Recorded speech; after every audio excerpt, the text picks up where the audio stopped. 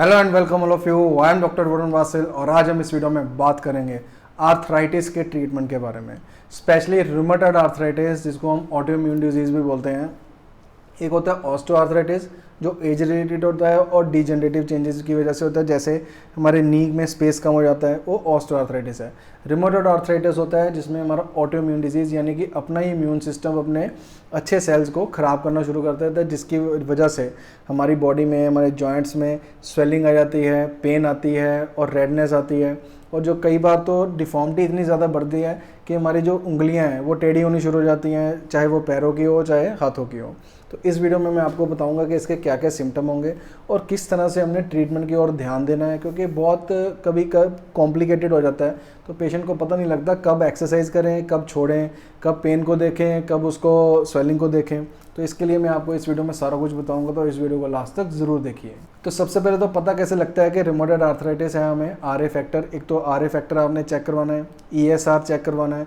जब उसमें ये पॉजिटिव आ जाता है या इसकी जो वैल्यूज़ होती हैं वो उससे बढ़ जाती हैं, तो इसका मतलब होता है रूमेटॉइड आर्थराइटिस कंफर्म है। इसमें पेशेंट को फीवर भी होता है, कई बार फीवर से शुरू होता है लोगों को। कई बार हमारे छोटे जॉइंट्स में, यहाँ पे हाथों में छोटे जॉइंट्स में स्वेलिंग और कई बार बहुत ज़्यादा पेन होता है। इसका मेन फीचर होता है अर्ली मॉर्निंग पेन होना और अर्ली मॉर्निंग स्टिफनेस होना। सुबह सुबह पेशेंट उठता है और इतनी स्टिफ हुए होते हैं उसके हाथ और पैर, छोटे जॉइंट्स में सबसे पहले ये अफेक्ट करता है। और इसलिए देखा गया कि अगर एक हाथ में है तो ऑपोजिट भी उसी हाथ में, यानी कि जो जॉइंट एक लिम्ब का उसने पकड़ा है तो दूसरा जॉइंट भी सेम लिम्ब का पकड़ लेता है। तो इसलिए इसका ये जो पैटर्न है, एक सिस्टमेटिक पैटर्न होता है, उसका बहुत ध्यान रखना होता है। अर्ली मॉर्निंग स्टिफनेस मैंने आपको बताया।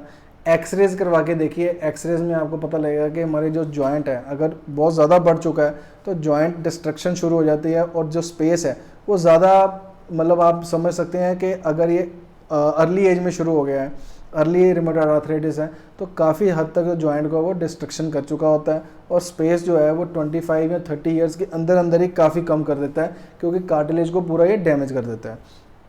अब इसमें क्या होता है, पेशेंट को जब पेन, स्वेलिंग, इतनी प्रॉब्लम आती है और ये सीज़न चेंज होने पे, गर्मी से सर्दी, सर्दी से गर्मी, स्ट्रेस होने पे, हार्मोनल इम्बैलेंस होने पे, ऐसे फैक्टर्स पे, या डाइटरी, अगर हमारा एसिडिक फूड है वो ज़्यादा खाने से, ऐसी चीज़ों में जो पेशेंट का पेन है, स्वेलिंग है, बहुत ज़्यादा बढ़ा देता है।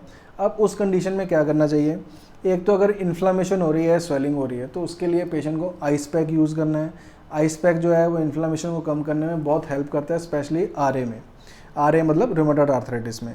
और पेन को कम करने के लिए हम फिजियोथेरेपी का सहारा ले सकते हैं। उसमें ultrasound therapy, tense therapy, IFT, इस तरह से जो हमारा इलेक्ट्रोथेरेपी वाला पार्ट है वो पेन को कम करने के काम आता है। और फ्री एक्सरसाइज, जॉइंट को बचाने के लिए फ्री मूवमेंट वाली एक्सरसाइज, इसका मैंने ऑलरेडी वीडियो बनाया हुआ कि आरए में हमें कौन कौन सी एक्सरसाइज करनी चाहिए, किस तरह हमें जॉइंट को बचाना चाहिए, उसका लिंक डिस्क्रिप्शन में होगा, वो जाकर ज़रूर देख लेना।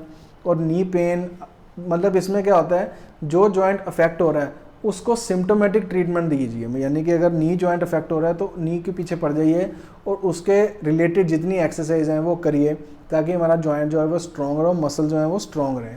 अगर हाथों की प्रॉब्लम आ रही है, डिफॉर्मिटी बनना शुरू हो रही है, तो पहले से ही स्प्लिंट लगाइए, नाइट स्प्लिंट आते हैं, ताकि हमारे जो हाथ हैं, ये हमारी फिंगर्स हैं, वो टेढ़े ना हो।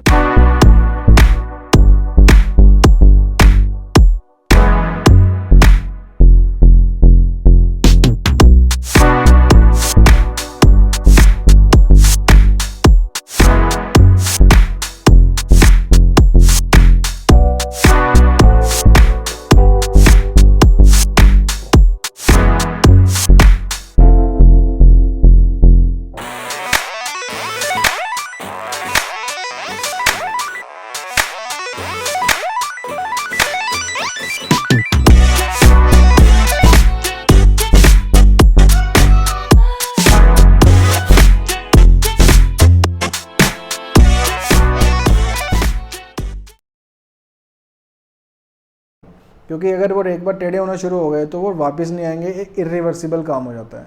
तो जैसे जैसे आपको पता लगता है कि जॉइंट जो है वो अफेक्ट हो रहे हैं, वैसा वैसा उसका ट्रीटमेंट शुरू कर दीजिए। अब पेशेंट की सबसे ज़्यादा प्रॉब्लम आती है कि हम एक्सरसाइज पेन में करें कि ना करें। अगर पेन में एक्सरसाइज करते हैं तो पेन बढ़ जाता है, बिल्कुल सही बात है। एक्सरसाइज भी आपको किस तरीके की बताई जा रही है, किस तरीके की कर रहे हैं, वो ज़रूरी होता है। ये सभी लोग ध्यान से सुने, क्योंकि जिनके रिलेटिव्स को, फ्रेंड्स को, फैमिली में किसी को भी रूमेटॉइड आर्थराइटिस है, ये पॉइंट ध्यान से सुनने वाला है कि अगर आपका, जब आप बिल्कुल ठीक होते हैं तो पेशेंट जो है वो बेफिक्र हो जाता है, फ्री हो जाता है, एक्सरसाइज भी छोड़ देता है। जबकि उस टाइम जब आपको पेन नहीं है, उस टाइम की एक्सरसाइज की हुई आपकी एक प्रिपरेशन होती है उस टाइम के लिए जो प्रॉब्लम आने वाली है। यानी कि जब सीज़न चेंज में आपको पेन बढ़ेगी, स्वेलिंग बढ़ेगी, तब आप एक्सरसाइज नहीं कर पाएंगे, क्योंकि तब जॉइंट को रेस्ट देना होता है, आइस पैक लगा के इन्फ्लेमेशन कम करना होता है, और उसमें सिर्फ फ्री एक्सरसाइज करनी होती है। फ्री मतलब जिसमें जॉइंट की ना स्ट्रेंथनिंग हो सकती है, ना रेजिस्टेंस एक्सरसाइज हो सकती है मसल की, और ना ही जॉइंट को हम ज़्यादा हिला डुला सकते हैं, ना ही मोबिलाइज कर सकते हैं। इसलिए उस टाइम को सेव करने के लिए या उस टाइम को बचाने के लिए हमें, जब हमें पेन नहीं है, यानी कि आप जब बिल्कुल एक लेवल पे आ गए जब आपको पेन नहीं हो रहा, तब आप अपना जो एफर्ट है, अपने मसल्स हैं, वो एक्सरसाइज के लिए यूज़ कीजिए, उनको स्ट्रेंथन करिए, उस लेवल तक ले जाइए, ताकि जब प्रॉब्लम आए या हमारा सीजन चेंज में जब आपको दोबारा से पेन आए, स्वेलिंग आए, तब हम प्रिपेयर हो सकें, तब हमारे जॉइंट में इतनी स्ट्रेंथ हो, मसल में इतनी स्ट्रेंथ हो कि अगर वो डिस्ट्रक्शन करती भी है या प्रॉब्लम करती भी है तो उस लेवल की ना करें, एक जगह से कंपनसेट हो जाए। तो एक्सरसाइज तब कीजिए, स्ट्रेंथनिंग एक्सरसाइज कीजिए, जॉइंट को प्रिपेयर कीजिए जब आपको पेन नहीं है। जब पेन और स्वेलिंग आ गया है तब आइस पैक लगाइए और फ्री एक्सरसाइज कीजिए, सिर्फ जॉइंट को हल्का हल्का मोबिलाइज करने के लिए। फ्री एक्सरसाइज मैंने आपको बता दिया, डिस्क्रिप्शन बॉक्स में उसका लिंक होगा, वो जाके ज़रूर देखिए। तो इस तरह से जौन सा जॉइंट इन्वॉल्व हो रहा है आप उसकी एक्सरसाइज करनी शुरू करिए, उसकी तरफ ट्रीटमेंट पर ध्यान दीजिए। और इसी तरह से सबसे इम्पॉर्टेंट चीज़ आती है कि हम वॉकिंग ज़रूर करनी है, और अगर किसी को स्विमिंग आती है वो ज़रूर करनी है, क्योंकि ये सारी जो हैं ये वेटलेस, यानी कि हमारी जो ज़्यादा वेट है उस पर वेट बियरिंग एक्टिविटीज़ हमने कम करनी है।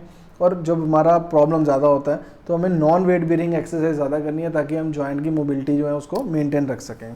और सबसे ज़रूरी बात, अपने जो ब्लड टेस्ट हैं वो टाइम टू टाइम ज़रूर करवाएं, एक्सरे ज़रूर करवाएं हर जॉइंट का, ताकि आपको पता लगे कि किस लेवल पे हमारा रूमेटॉइड आर्थराइटिस पहुंच चुका है। और रेमेटोलॉजिस्ट को ज़रूर मिले, क्योंकि रेमेटोलॉजी की जो ब्रांच है यही स्पेशल ब्रांच है आरए को देखने के लिए। आपका रेमेटोलॉजिस्ट जो डॉक्टर हैं उनके साथ रेगुलर टच में रहिए, उनसे पूछते जाइए क्या क्या कर सकते हैं, क्योंकि वो आपको सारा अच्छे से गाइड करेंगे, मेडिसिन वाइज भी, और आगे हमें प्रिकॉशन वाइज, डाइट वाइज, वो सब कुछ वो आपको गाइड करेंगे। तो रेमेटोलॉजिस्ट को दिखाना बहुत ज़रूरी है। कई लोग मैंने देखा है कि रेमेटोलॉजिस्ट को नहीं दिखाते, सीधा अपनी मर्ज़ी से एंटी इन्फ्लामेटरी, कभी इधर से कोई ट्रीटमेंट करवा रहे हैं, कभी उधर से कोई ट्रीटमेंट करवा रहे हैं। ऐसा बिल्कुल नहीं करना। अगर आप अपना आरए अच्छे से ठीक करवाना चाहते हैं तो time to time blood test और टाइम टू टाइम डॉक्टर की एडवाइस बहुत ज़रूरी है। फिजियोथेरेपी का बहुत बड़ा रोल होता है, और उस अपने फिजियोथेरेपिस्ट से भी कंसल्ट कीजिए, ताकि आपको पता लगे कि हमें कौन सी एक्सरसाइज कब करनी है। तो ये था आरए पे वीडियो। एक्सरसाइज के लिए मैंने आपको बताया कि मैंने वीडियो बनाया हुआ है, वो जाके ज़रूर देख लीजिए। और नी के अराउंड या बैक के अराउंड कोई भी आपको प्रोडक्ट चाहिए तो हमारी डायरेक्टली sukoonphysicaltherapy.com पे जाके उसको ऑर्डर कर सकते हैं। मुझसे 1-to-1 कंसल्ट करना है तो उसके लिए नीचे लिखे नंबर पे जाके व्हाट्सएप मैसेज करके उसको अपॉइंटमेंट को बुक कर सकते हैं। उसकी छोटी सी फीस है, उसको पे करके आप 1-to-1 कंसल्ट कर सकते हैं। और प्रोडक्ट्स के रिलेटेड भी नीचे लिखे नंबर पर जाके आप प्रोडक्ट्स को ऑर्डर कर सकते हैं। Have a nice day, take care of yourself.